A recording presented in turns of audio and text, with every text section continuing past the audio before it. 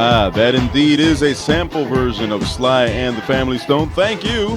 That brought to us, of course, from Tony Boom Boom Badea off the Music Plant record label, which brings us to another exciting edition of Words and Music right here in WLUW 88.7 FM in Chicago. I'm Harv Roman. Of course, another exciting edition of Words and Music. And what you hear in the back of your head is something that was reconstructed by Chicago DJ, remixer, producer Tony Boom Boom Badea. And it's something you can pick up eventually here and there. And it brings us to this edition of Words and Music.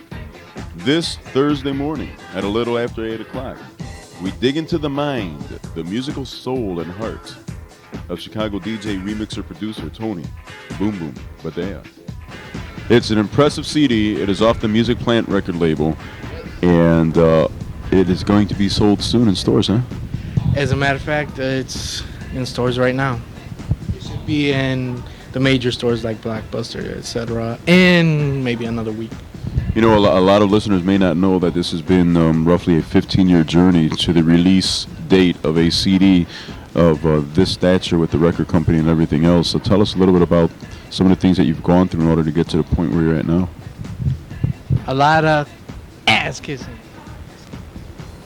Take that out. Well, no, because what some people may or may not know is that we've known each other for all these years. It's about all those 15 years that we're talking about.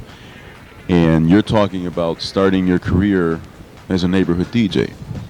Yes, neighborhood DJ and basically just paying my dues. A lot of people don't realize all the work that goes into becoming what they perceive you to be as a popular DJ, famous DJ. But there's a lot of years before that you have to work hard that they don't realize. At the time that you decided that you were going to dip your toe into the musical madness that is DJ, what made you decide that? You're looking at a kid as a 12-year-old who decided he wanted to be a DJ. Well, I saw it as something interesting, something that I wanted to do. My cousin just started mixing on the turntables, and I was like, wow, I want to do that. That was the only thing I wanted to do. So day one, you just grabbed a couple of turntables and started mixing, or how did that work out? Ooh. I couldn't afford 2 turntables, so I just bought one at a time, and I would mix with the tape deck and back and forth and so on and so forth. Actually, my father had an 8-track player, and I tried messing with that, but fortunately there was no dance tracks that he had. Now, what was the next step? You go from neighborhood DJ to, I guess you became a much more prominent DJ as a result of your popularity on the dance floor, huh? Yes. I was such a great dancer that I broke my leg break dancing. Yeah, somebody was there. You know, we don't want to mention any names. Harv Roman. He was dressed as what, Harv? Gorilla? Yes, Harv the Dancing Gorilla. And this was in, what, 1983? Oh, hold on. Let me check my scar. 82. Thank you.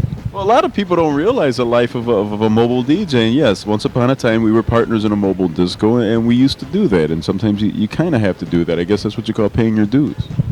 Yes, paying your dues. Jesus Christ. Paying your dues. What can you describe paying your dues? Carrying a lot of equipment, passing out a lot of flyers, putting up a lot of posters. Hi, Charlie. Stuff like that. And then eventually, the next step from being the prominent DJ that you would see on posters and flyers, you became somebody who was doing more than just those small dance parties. I mean, I've seen your name on some huge parties. Yeah, that's basically luck, because you have to be at the right place at the right time and know the right people. Because it wasn't because I was the best DJ, it was just because I was at the right place at the right time, because I'm pretty sure there's a lot of DJs that consider themselves better than me, and they just didn't get the opportunity I got. I was lucky. What would you call among the highlights of your hot mixing career up until this point? Highlights of my mixing career? Just mixing in front of thousands of people, like at the Rosemont Horizon, Navy Pier, a lot of places that people nowadays, unless you were there in the old school days, I'm talking 10 years, maybe 12 years ago, they wouldn't hear about it, but if you were there, you know what I'm talking about. You know, there's a lot of youngsters out there who listen to people like you, listen to some of the guys on B96, some of the guys here on the Power Jam on Friday nights, and they want to take up this whole DJing thing. What is it about DJing that is attracting these young people? Probably the notoriety that DJs get. I mean, back in the day when I started, being a DJ was considered something as unique as being a doctor. I mean, you said you were a DJ, and people automatically just, oh my God, you're a DJ. Nowadays, you say you're a DJ, and it's like just being like saying, hey, I'm human. So what? There's 10 billion people that are human too, because everybody just says, oh, well, my cousin's a DJ, and it didn't work for him. So the respect is not there for DJs. So you're kind of saying that hot mix DJs now are kind of a dime a dozen? Unfortunately. Well, see, the point I was getting at was I was thinking that maybe this is a way that young people are looking at in terms of expressing themselves, similar to some people who become athletes or some people who enter speech contests in high school and stuff like that. Yeah, you could look at it that way, but my take on it is if you want to be in the music business, this is one tool that you can use to further your career in the music business. Who would be some of the prominent mixers besides yourself that you think have had an influence on what you've done thus far? Rafi Rosario, anybody from the old school, Mickey Oliver, Bad Boy Bill, of course. You name it, Little Louis Vega in New York. Right now, I say one of the most influential remixer producers is Armand Van Helden, because, I mean, that guy has taken this industry by storm, and one day I will be him, or he will be me. Let's talk about what you consider to be old school. I saw a poster maybe a year or so ago, some reunion of Janelle's, which was a nightclub long, long ago. Now you're 29 years old, and all of a sudden you're being labeled as an old school DJ. What exactly is old school? Well, I'm 29 in human years, but in DJ years I'm 75 and a half. But, you know, I would consider old school anything from the late 70s, early 80s. But to different people, you know, old school means different things. You ask anybody who's maybe 20 years old right now, what do you think of old school? Oh, the 80s, late 80s, Fast Eddie, this and that. And I'm like, Jesus Christ, that's pretty new to me. Where'd you learn to speak the English, Tony? The movies, Tony? What kind of work you doing, Tony? This stuff. Just answer the questions, Tony. I work a lot with my hands. Where'd you learn to speak the English, Tony? The movies, Tony? What kind of work you doing, Tony? This stuff. Just answer the questions, Tony. I work a lot with my hands. Where'd you learn to speak the English, Tony? The movies, Tony? What kind of work you doing, Tony? This stuff. Just answer the questions, Tony. I work a lot with my hands. Where'd you learn to speak the English, Tony? The movies, Tony? What kind of work you doing, Tony? This stuff. Just answer the questions. Who put this thing together? Me. That's who. Who put this thing together? Me. That's who. You want me to like that? Come and get me to like that. You want me to like that? Come and get me to like that. You want me to like that? Come and get me to like that. You want me to like that? Drop the bass, hands go up in the place. It's my beat. Boom of the kicks. There's some hoes in this Come house. again. Pump it, Pump it. Puerto Rico. It's my beat. Boom of the kicks. There's some hoes in this house. Come again. Pump it. Puerto Rico. Get on down. Come and get me to like that. Come and get me to like that. Come and get me to like that. You want me to like that? Come and get me to like that. Come and get me to like that. Come and get me to like that. I'm feeling hard.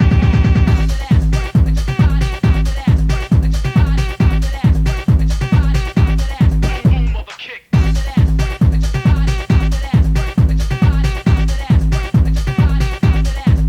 Like that.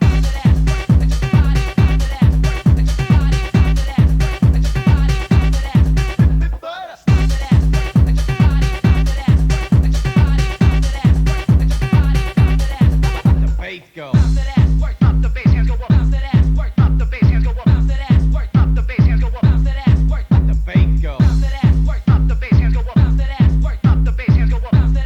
Drop the bass, hands go up. Drop the bass, hands go up in the place. Bounce that ass, bounce that ass, work, bounce that ass, bounce that ass, work, bounce that ass, bounce that ass, work, bounce that ass, work, and jerk your body, bounce that ass, bounce that ass, work, bounce that ass, bounce that ass, work, bounce that ass, bounce that ass, work, bounce that ass, work, and jerk your body, bounce that ass, bounce that ass, work.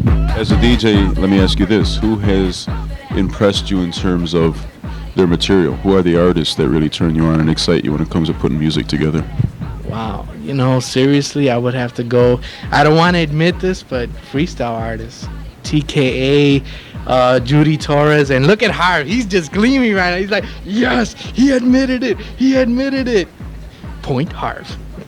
Well, freestyle to me was always music that a lot of us can relate to because of the the material itself. You listen to the music that's now. I mean, give me an impression of all this booty music, for instance. What's the meaning behind that? Booty music is just music to move to. I mean, it's just basically a kick, hi-hats, a rhythm.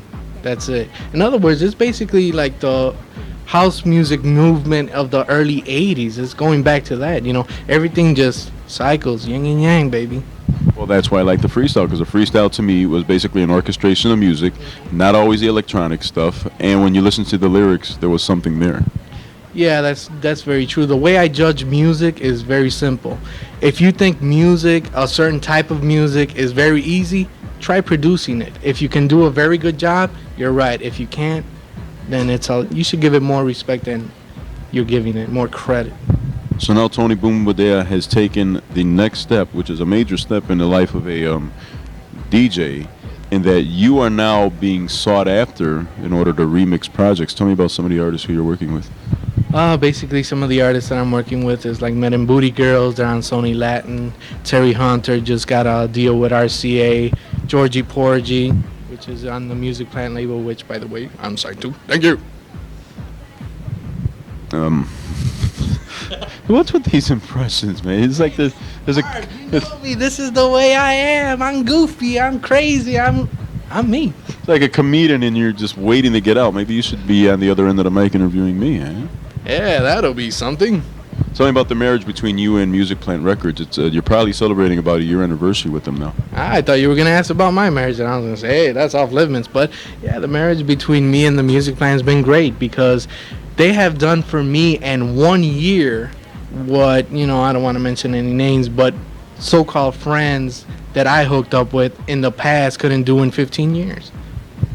Yeah, well, I wouldn't mention names either because that can get a little embarrassing. That can get a little embarrassing. So let's say we're the Med and Booty Girls. We're on Sony Latin, and we've called you up. We want you to restructure one of our songs. What exactly is your job? My job is to do what I do, and basically my style is known for hard house, and that's what they need. In other words, when the Men and Booty Girls come out with their single, they need different versions of that single. This way they can go into the different markets, and the Chicago market, they called me. And you put together the remix for them. Now you can actually go out and get the Med and Booty Girls, and there you are. Yeah. And we'll be listening to that tune shortly if we haven't listened to it already. Let's talk about some of your solo efforts. You had a single out over 10 years ago, and then you've put out some EPs recently. Tell us about those projects. Well, the first project was released in 1986. 1986. It was Sunset Records. And basically, I wasn't very happy with the production work. I did my own production, gave it to the company, and, they have the option, they have the right to finish or remix whatever project you give them. And they just acted on that option. They took that option, and I wasn't very happy with the production. As a matter of fact, it took me another 10 years before I released anything else. Now the next Traumatized, man. Now the next time you released something, you ended up releasing it on your own record label that you created yourself. Was this the reason why you created your own label? Yes, because I was trying to shop around some tracks that I had recorded. And for people that are starting out and they're interested in doing tracks, do the best tracks you can. Do not put tracks together or songs or whatever you're into to try to sell it. Don't think of money first. Think of the best track you can do, because basically that's what I did. I tried to put together some tracks I thought was happening at the time to make some money, because everybody has to make a living, but you shouldn't think that way. You should try to make the best you can, because in the end your name is going on it, and it should be the best you can. So what's vital now is integrity. Yes, very so, because reputation stay a long time. Money comes and goes. So now with Drop the Bomb, are you willing to say that this is your best effort up till now? considering, I mean, this is the one thing that people don't understand, and a lot of people, consumers don't really care about this, but a DJ can relate to this. When you're doing a legal tape where you're paying for licensing, there's only so much you can do. Otherwise, it's not going to be worth putting out a compilation. So considering the limits that we had, this is the best tape that I can put together. Well, now Drop the Bomb is something that you can find in stores right now. One of the unique things that you're doing is you're doing two things, really. You're doing record release parties here and there, and you're also going to community-based organizations where you grew up, and you're offering to put together shows for the young people. Tell me about that. Basically, it's trying to give back to the community, because without a base, which is the community, you wouldn't have a career, you wouldn't have a job, you wouldn't have anything, because you can't make it in this life without a base. And basically, I'm going back to my roots and saying, listen, I'm not famous, but what little popularity I have, I'm willing to give for the betterment of the community. Now, coming up in December, you're doing a record release party at a Boys and Girls Club in the West Town area. There's a unique twist to that particular event. Tell us about it. Basically, instead of only charging admission fee, we're going to charge admission fee, but the concept is we're going to try to feed the needy. In other words, you bring 2 cans or more, or whatever you can bring of food, and you get into a party. It's going to be a concert and dance party, and you get to party. And basically, if you can bring the food, just pay the admission, and that's going to go to the food depository anyways.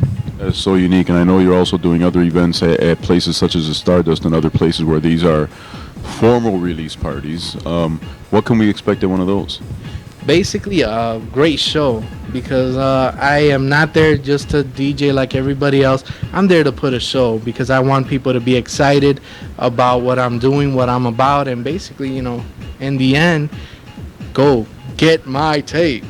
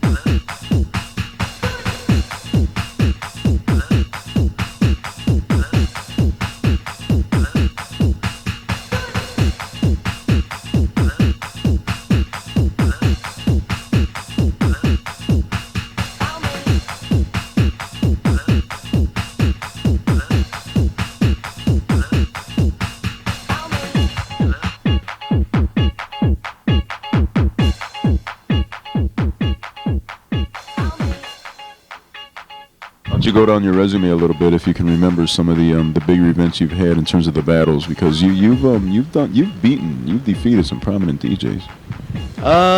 Man, North Lake Hotel, like you mentioned, Navy Pier, the Rainbow. That's the one I remember the most. The Rainbow for the BMX battle.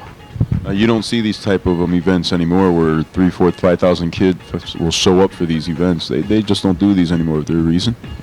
Probably the main reason is there's too many DJs. They want to do too many things, and it's not organized. It's a matter of organization because if you can organize an event properly, people will go and see it because it's fun to watch.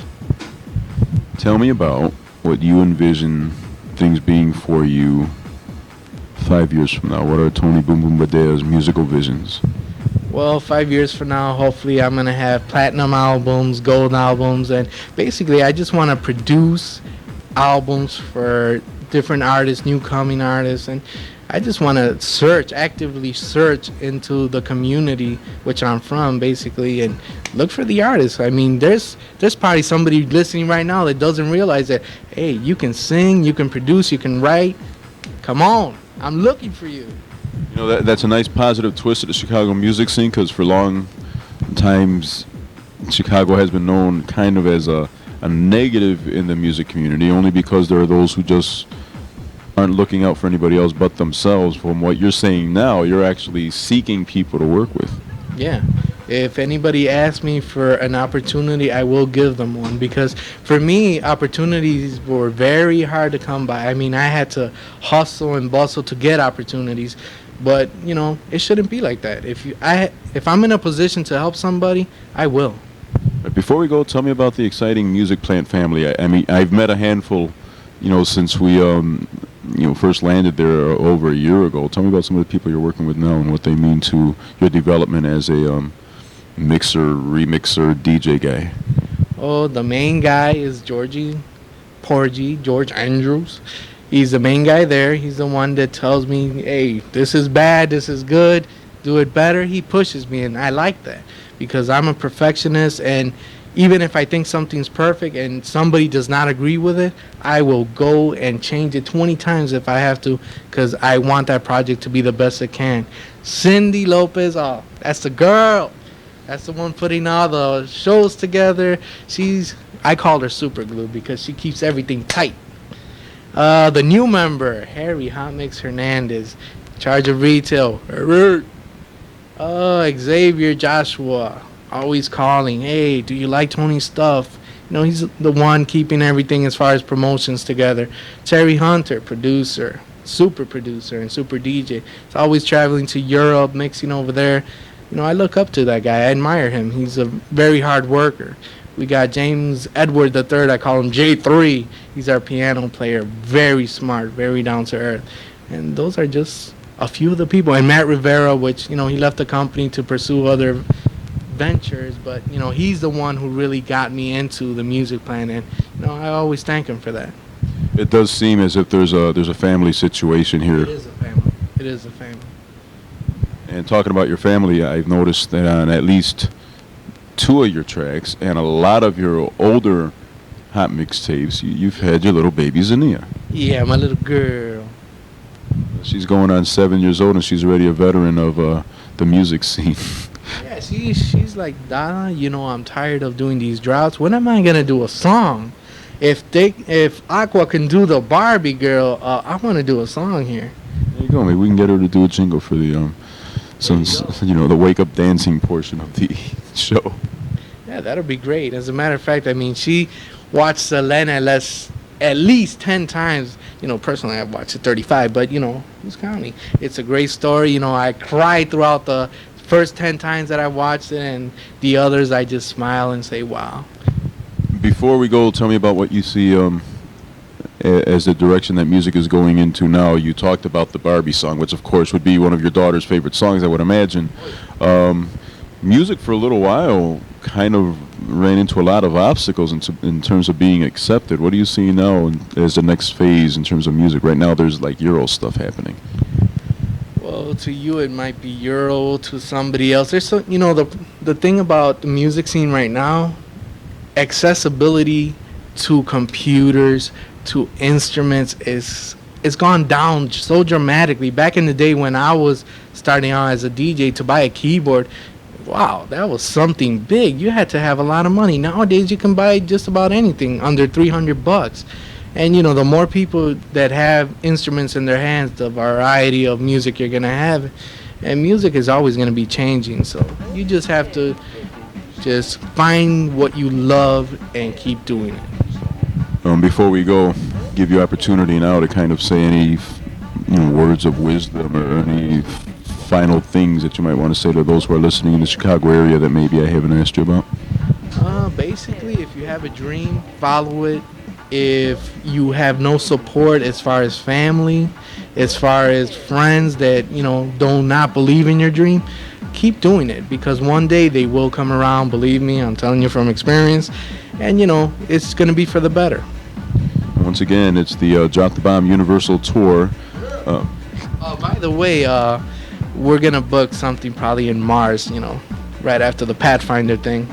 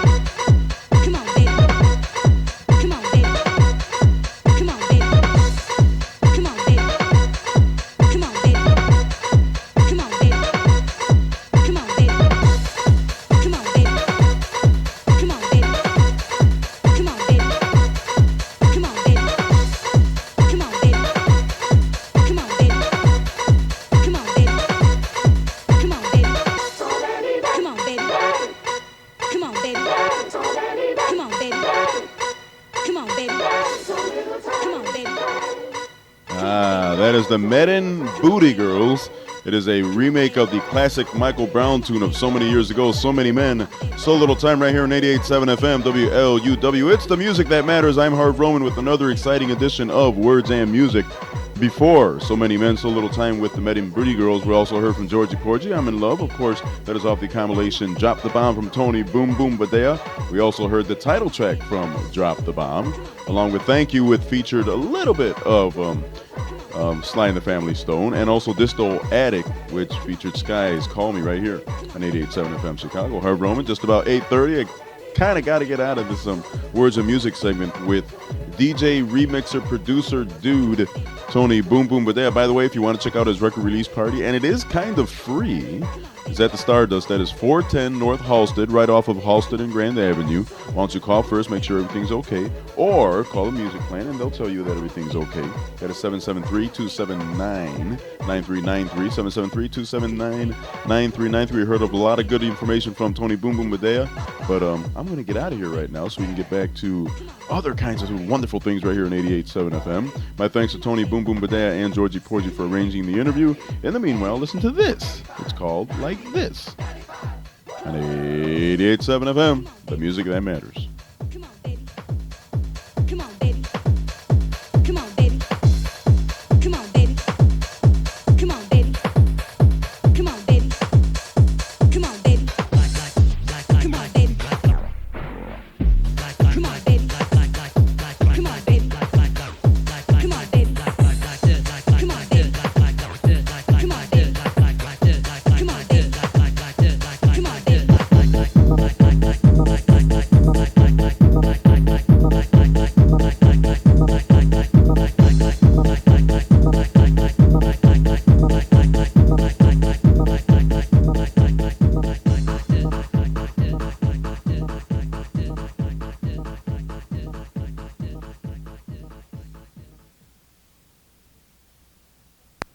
Giveaways, wonderful her right here on 100.3 FM. That is the point. Chilling on the radio, and even though I'm gone,